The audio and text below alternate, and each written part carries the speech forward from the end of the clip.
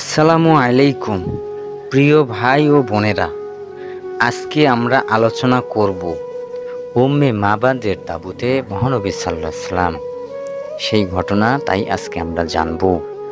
মক্কা থেকে মদিনায় হিজরতের পথে একদিন দুপুর বেলায় মহানবী সাল্লাল্লাহু আলাইহি সাল্লাম ও তার সঙ্গীরা যাত্রা বিরতি করেন খুজাআ গোত্রের অতিথি পরায়ণ নারী উম্মে মাবাদের তাঁবুর পাশে। মহানবী সাল্লাল্লাহু আলাইহি সাল্লাম উম্মে মাবাদকে জিজ্ঞাসা করেন তার কাছে খাওয়ার মতো কিছু আছে কি না। উম্মে মাবাদ সাধারণত তাঁবুর বাইরে বসে থাকতেন মেহমানের অপেক্ষায়। মেহমান পেলে তাকে কিছু না খাইয়ে ছাড়তেন না, কিন্তু একদিন তার বাড়িতে খাওয়ার মতো কিছুই ছিল না।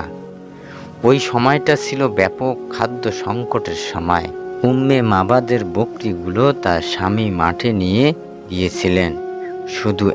শুধু একটা কিসকায় দুর্বল বকরি উম্মে মাবাদের তাঁবুর এক কোণে বাঁধা ছিল, যে বকরিটি মাঠে যাওয়ার মতো শক্তিও হারিয়ে ফেলেছিল। উম্মে মাবাদের কাছে কোনো খাবার নেই শুনে মহানবী সাল্লাল্লাহু আলাইহি সাল্লাম তার বকরিটির দোহান করার অনুমতি চান। উম্মে মাবাদ বলেন, ওই ওলানে দুধ থাকলে তো আমি আপনার দোহান করে দিতাম, ওর ওলানে কিছুই নেই। কিন্তু মহানবী সাল্লাল্লাহু আলাইহি সাল্লাম ওই তৃষ্ণায় দুর্বল বকরিটির বাটে বিসমিল্লাহ বলে হাত রাখেন এবং বরকতের দোয়া করেন। সঙ্গে সঙ্গে আল্লাহর ইচ্ছায় বকরিটির ওলানে দুধে পরিপূর্ণ হয়ে যায়। তারপর তিনি দুধ দহন করতে থাকেন।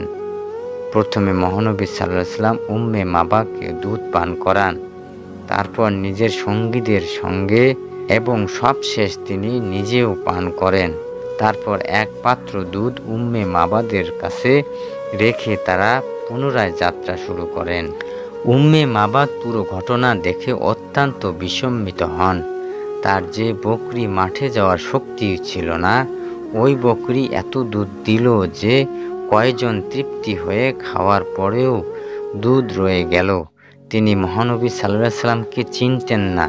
তিনি বুঝতেও পারেননি তার তাঁবুতে কে অতিথি হয়েছিল। কিছুক্ষণ পর উম্মে মাবাদের স্বামী বাড়িতে ফিরে সব ঘটনা শুনে বলেন, আল্লাহর কসম, ইনি কুরাইশের সেই আলোচিত ব্যক্তি। আমারও ইচ্ছা আছে তার উপর ঈমান আনার, তার অনুসরণ করার সুযোগ পেলেই আমি তার দলভুক্ত হব। এই ঘটনায় প্রায় 8 বছর পর উম্মে মাবাদ ও তার স্বামী ইসলাম গ্রহণ করে সাহাবায়ে কেরামের সম্মানিত কাফেলায় শামিল হন। ভাই ও বোনেরা, আমাদের উচিত প্রতিদিন তওবা করা এবং ছোট বড় সব গুনাহ থেকে বাঁচার চেষ্টা করা। ভিডিও ভালো লাগলে লাইক, শেয়ার আর চ্যানেলটি সাবস্ক্রাইব করতে ভুলবেন না।